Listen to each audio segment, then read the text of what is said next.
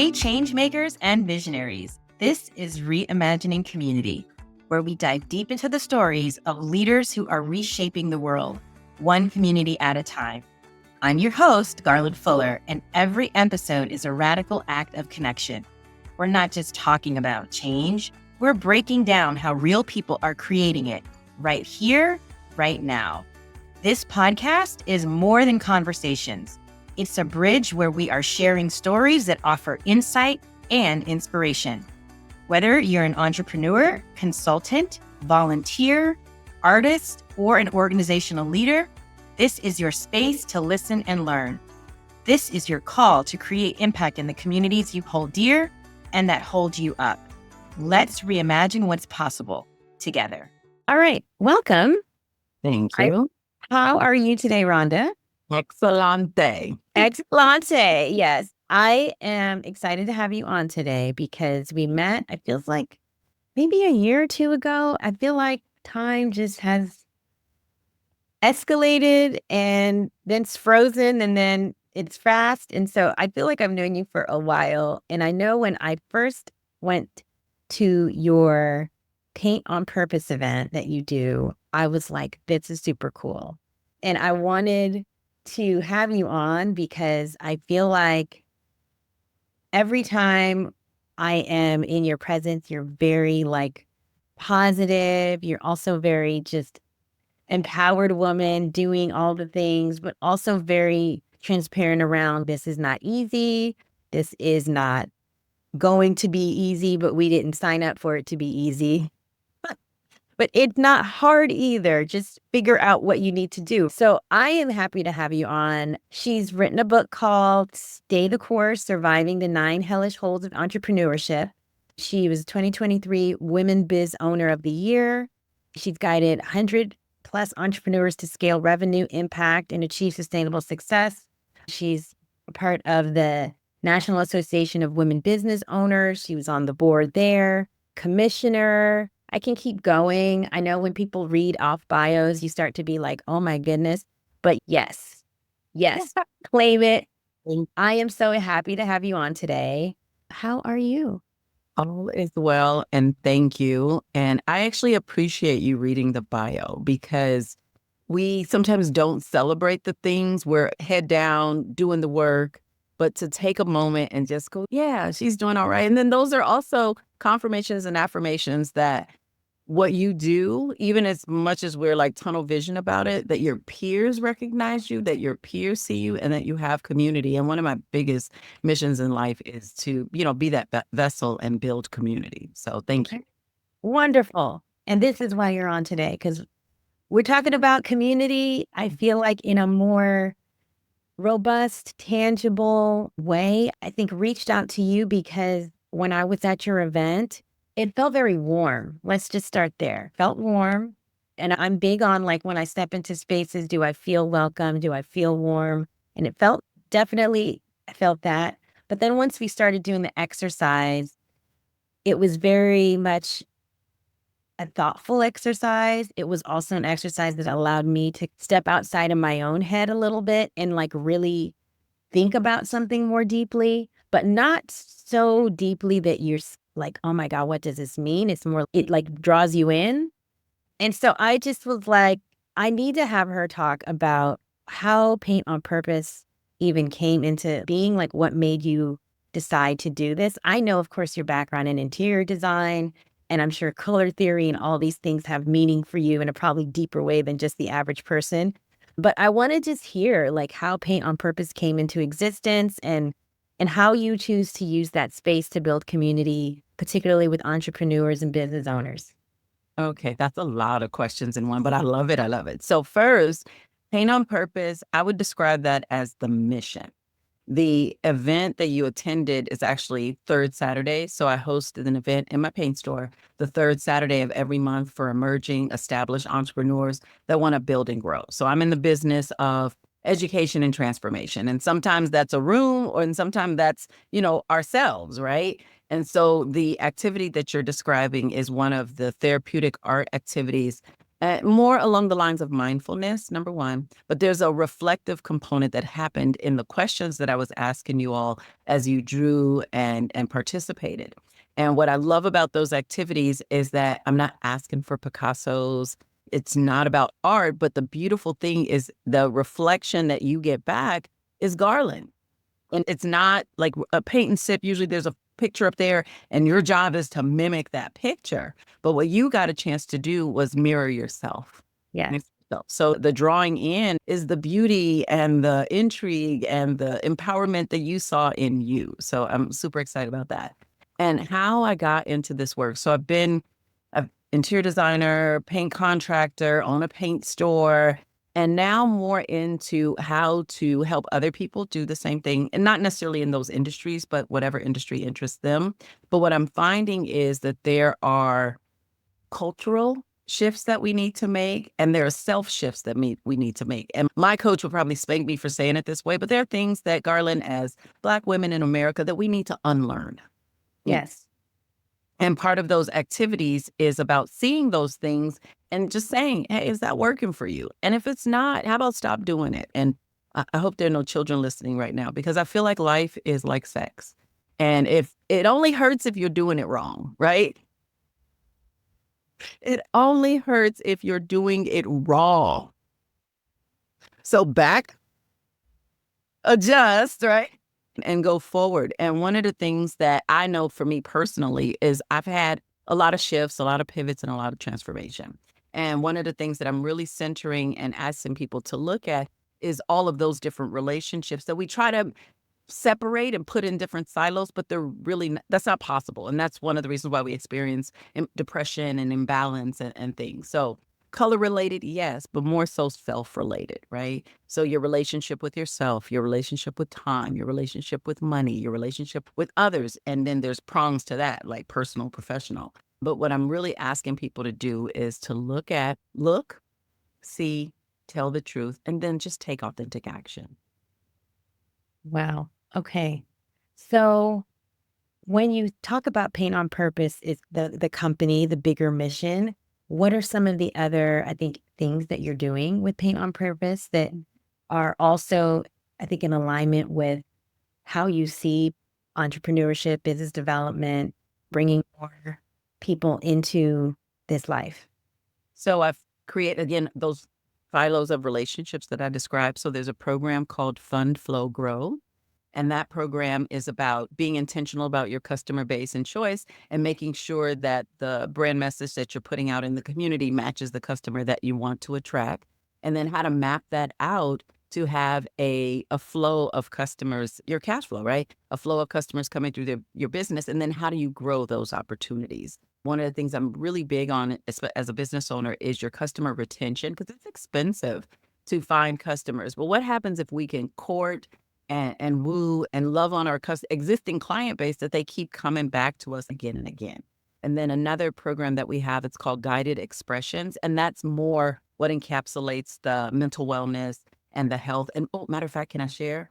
Yes. That on March 15th, we're doing an event called Reclaim at the Lakewood Country Club. And it's about reflection, renewal, and reignition. So it's for emerging, established entrepreneurs, corporate executives. So women and men are more than welcome that lead in their community or lead in their organizations. This is an opportunity for them to map out life intentions and redirect, or to garner support, because that's an area that one of those unlearnable areas. I'm strong, I'm super, I can do it, I got this. You don't got this. And those bags are going to get heavy, and the calluses are going to show up on your hands. And how do we save space to be that soft, beautiful human that we are, that pliability for emotional connection with others, if we're always having to be so hard? I digress. But the Reclaim event is a really beautiful opportunity. I think the room only holds about 200. So I'll share the link with you. It's a no cost event. The only cost that we're asking is that you bring a willing spirit. Oh, I love that. Bring a willing spirit. Oh Oh my, I love that. So I am in the middle of reading a book right now as well. It's called No One is Self-Made, Build Your Village to Flourish in Business and Life by Dr. Lakeisha Hallman. She is known as the I'd say, brainchild of the Village Marketplace in Atlanta. And so I started reading this book because I feel as though we are in a time right now where we need to be coming together. Exactly what you said around I can do it by myself, or just having been forced for whatever reasons to have to be feeling like you have to do it by yourself. But if you look back in our history, you look back at when movements were strong, when, you know, businesses, particularly Black businesses, were a pillar of their community, and the Black dollar circulated in all of this, it was in times when we were together, when we were working together and making an effort to not only patronize each other and support each other, but to hold space and all of the things. So I I think when I think about where we are right now, I think what you're doing, and we will put all of that information in the show notes, is critical because people need to understand that you could be doing this by yourself, or you could be doing this in community with other people. And when you're doing it in community with other people, you can get answers. Sometimes it doesn't feel as overwhelming and intimidating. There's also an opportunity to possibly collaborate, do something together. Lifting something by yourself versus lifting it with other people is a much lighter lift. So I am 100%, I think, understanding of that. And I want us to be able to just create spaces where we're able to continue to show up and share those things. So let's go back in time and talk about how community has shaped you. When you look at your life, you look at either when you were younger, when you started to become an entrepreneur, how did community show up for you in terms of it being something now that you're like all into? That's so bad. Okay, let's see. If I go younger, I want to go back to my grandparents. I'm originally from Chicago, and a lot of my growing up, and at least my summers, were spent on the west side of Chicago.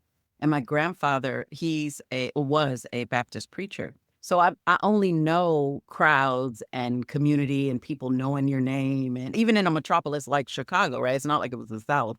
So that was huge. Like, I didn't ever feel like you were this isolated. I'm the oldest daughter of 15 siblings. So having to share, learning to get along well with others, understanding the variety of personalities, I think it's just part of the way that I grew up. But seeing the way that my grandfather serviced the community through ministry and through philanthropy was instilled in my heart. Just to see the people, even at his passing, the people that poured out from the community. And these weren't relatives, right? These weren't biological, any type of seed, but these were people that had been poured into via his ministry, his philanthropy. My grandmother was an excellent cook. My uncle owned a restaurant downstairs. We owned a laundromat. So there were a lot of community activities that just happened on the corner of Laughlin and Roosevelt, where my grandparents once resided. But to see that in action, and then when I moved to California, I was looking for that. And so one of the things that they talk about was that Nelson Mandela, be the change that you want to see in the world. So if community wasn't built, I will build it.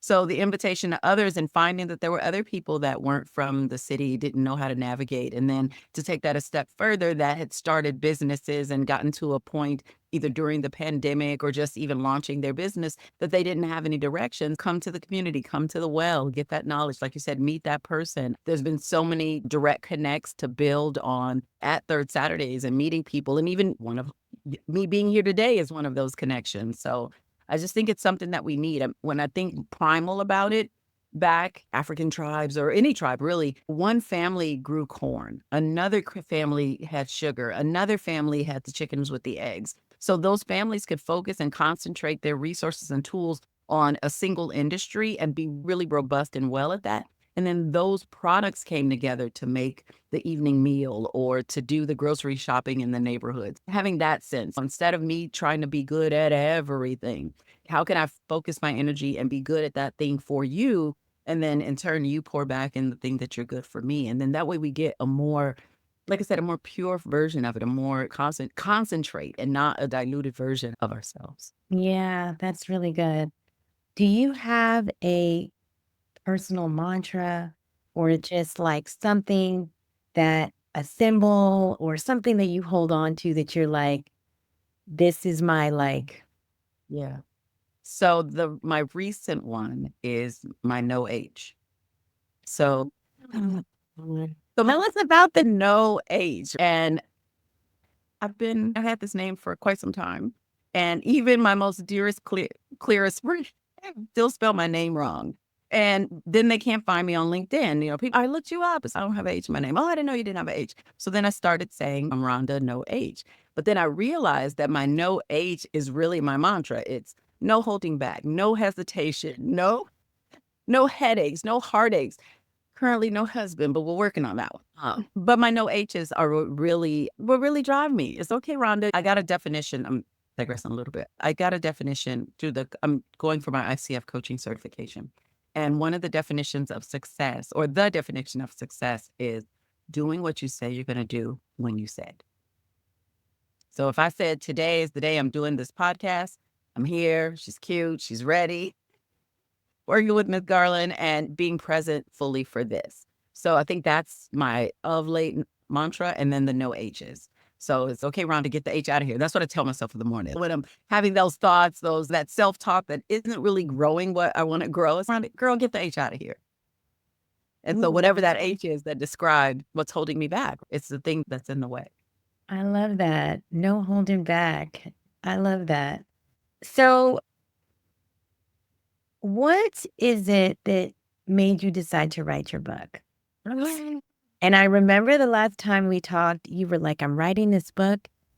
And oh my God, it's writing a book. And I'm trying to get to the end of it. And I feel like I'm almost there, but it's like, why did I say I was going to do this? And now we're doing it. Let's talk about the book. Okay, let's talk about the book. So the book is Stay the Course, Surviving the 9 Hellish Holes of Entrepreneurship. And if you play golf, you know that there's 18 holes, but this book could only hold the first 9 because the other 9 on the back course don't do you any good unless you master it, or at least, and by mastery, again, the look, see, tell the truth model, right? It's not that you have perfected it. It's not that it even that hole won't show up again in your life, right? Or in your business. It's the fact that, oh, I know what this is. Let me deal with it this way, blah, blah, blah. Or assign someone, because I have a part in the book called Who's Your Caddy? It's about assigning people to do the things that they're really good at that free you up to be the CEO of your business. And by CEO, I don't mean Chief Executive Officer. By CEO, you focus on your customers, their experience, and the opportunities. That is your only 3 roles as a CEO. And then I believe everything else you delegate, right? You have oversight, but you delegate everything else. So this book was born out of, again, being homegrown Baptist prep. It's all about teaching, right? Again, I'm in the education and transformation business, but Third Saturdays wasn't enough for me to share everything that I wanted to share. And then knowing that people come to Third Saturdays at different points on the golf course, right? So if this person might need more of the cash flow conversation, I don't want them to have to wait 12 months till we did that series again.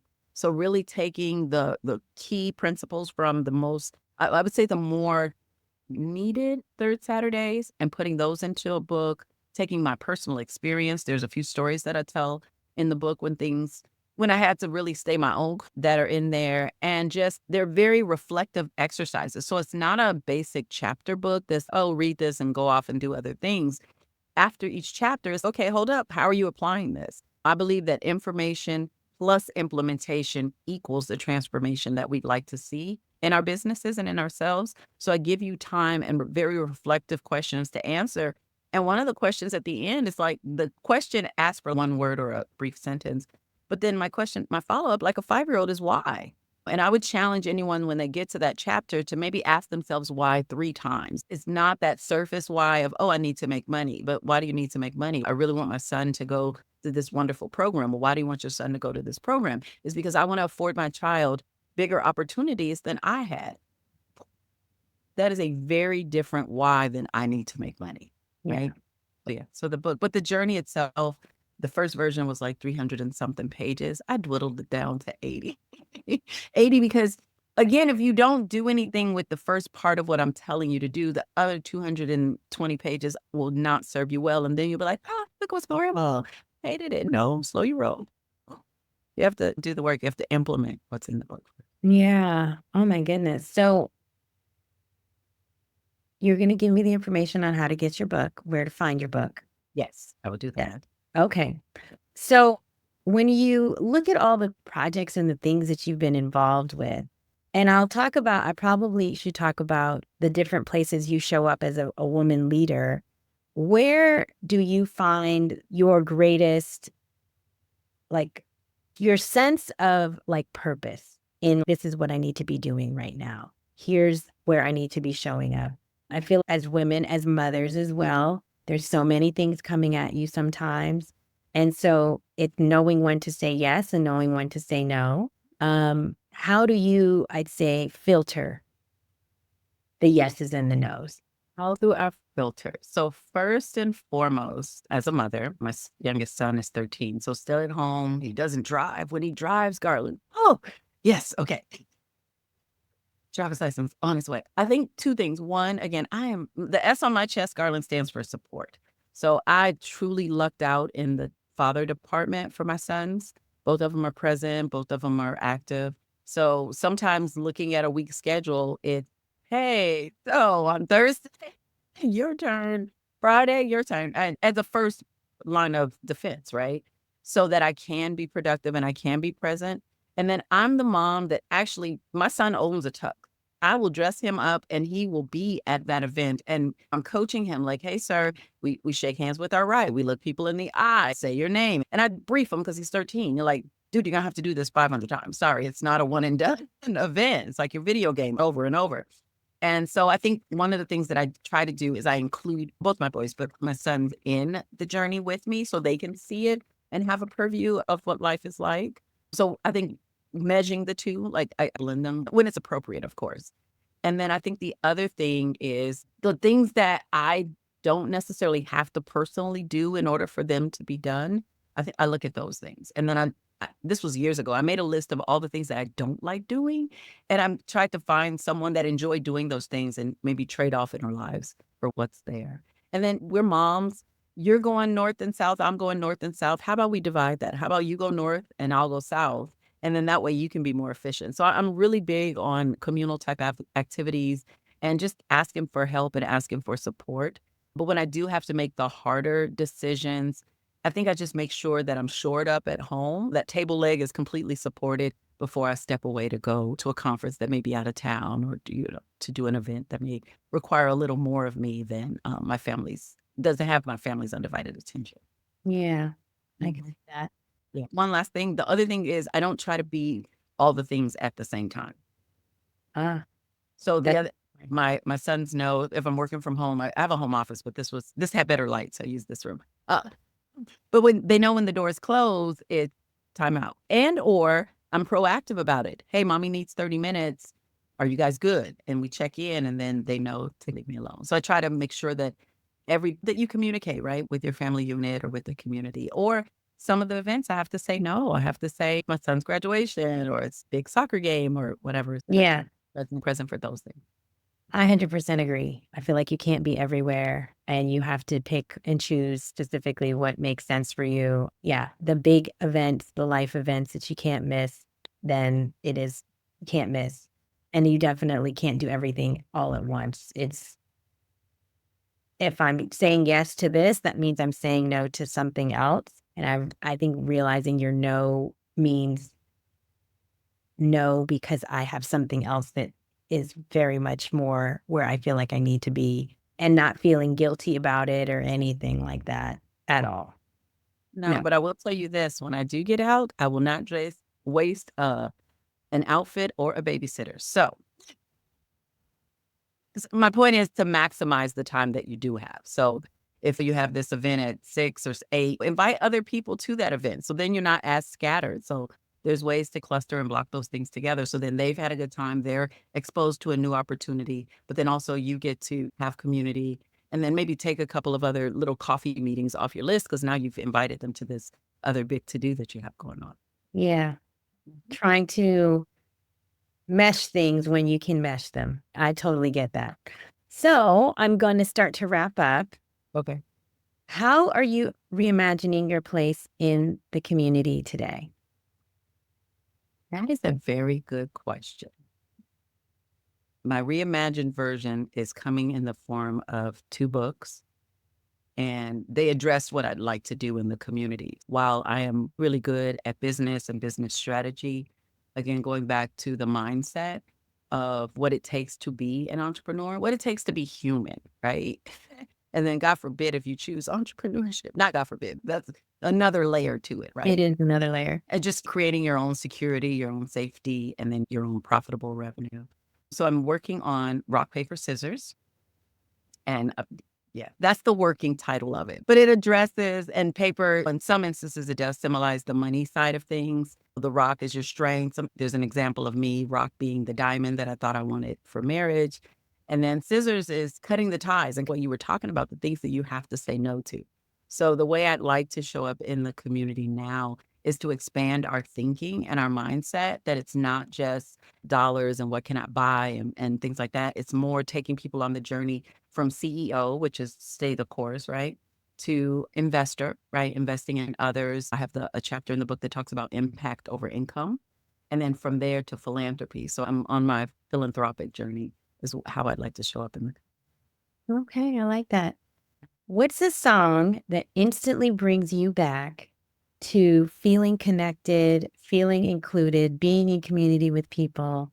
What is that song for you? Ooh, probably Frankie Beverly, We Are One, right? Ooh, Man, yeah. why is that? One, very Chicago, blasting in the summer, could hear it. So it drops of my childhood are in there in that song, reminding me that it's not just about me, that it's, what the world needs, what the community needs, and making sure like I'm not to go all spiritual, but the Bible talks about more happiness in giving than receiving, right? And if I'm in a position to give, if my cup has run over that much, and I can save anybody else 24 years in business headache, if I can save any other mother on her journey raising sons or daughters, that to me is what it's about. Like, I would like to leave this world an empty vessel. But the We Are One says that even in my departure, that there's enough of it still here in the world that I won't say they won't miss me, because I hope I'm missed, but they won't be in lack, right, for my absence.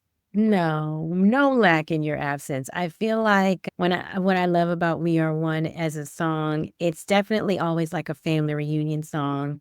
It's also a wedding. Sometimes you hear it at the weddings, you hear it at the gatherings, but it's just also our interconnectedness. Like, we are all connected. That's a good one. That's a good one, Rhonda. I just want to thank you so much for coming on. I want to thank you for all that you do. I see you. I see the amazing work that you're doing. I know the best interest you have in sharing all the things that you're able to share, and just how you show up every time you show up somewhere. I just want to thank you for just being you. And we will put all your information in the show notes, book information, where to find you, LinkedIn, and all of the things, information about the event coming up. And of course, I am just thankful. Thank you. Thank you, Garland. Thank you for the invitation. I really appreciate you. If this conversation moved you, don't keep it to yourself. Hit that subscribe button and turn on notifications, because every week we're bringing you more stories of real transformation. Drop a comment, share your thoughts, and tag the folks in your circle who need to hear this. Want to go deeper? Check out the Community Impact Collective. Sign up for my newsletter. The link is in the description. Now is the time. Are you in?